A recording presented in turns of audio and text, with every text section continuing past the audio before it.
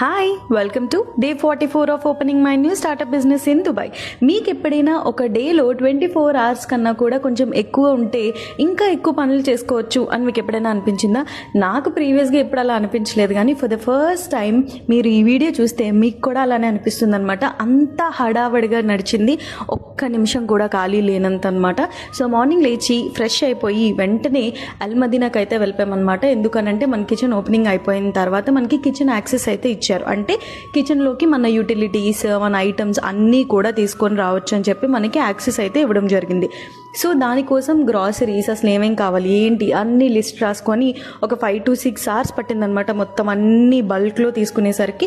So అవన్నీ తీసుకొని వెంటనే మనకి ర్యాక్స్ ఇవన్నీ కూడా వచ్చేసాయి. అవన్నీ కూడా పిక్ చేసుకొని వెంటనే కిచెన్కి అయితే వెళ్ళిపోయామన్నమాట. కిచెన్కి వెళ్ళిన తర్వాత ఎంటీ కిచెన్ కాబట్టి మనం ర్యాక్స్ ఫిట్ చేసుకోవాలి అండ్ అలాగే మనం తెచ్చుకున్న గ్రాసరీస్ అన్నీ సర్దుకోవాలి.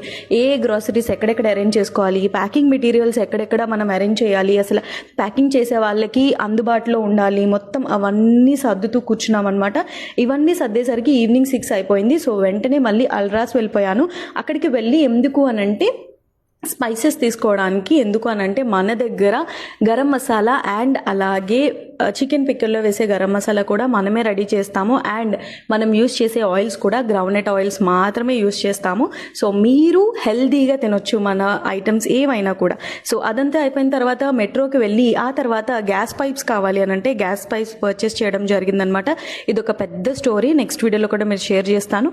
సో ఇదంతా అయిపోయేసరికి నైట్ 11 అయింది. సో ఇంకా ఈరోజు మళ్ళీ ఇంటికి వెళ్ళి లంచ్ ఆర్ డిన్నర్ ప్రిపేర్ చేసుకునే టైం లేక బయటనే అక్కడ ఏదో రెస్టారెంట్ ఉంటే అక్కడ కూర్చొని డిన్నర్ కూడా చేసేసాను అనమాట. సో ఇలా జరిగింది డే. మార్నింగ్ స్టార్ట్ అయితే 11కి ఎండ్ అయిందనమాట.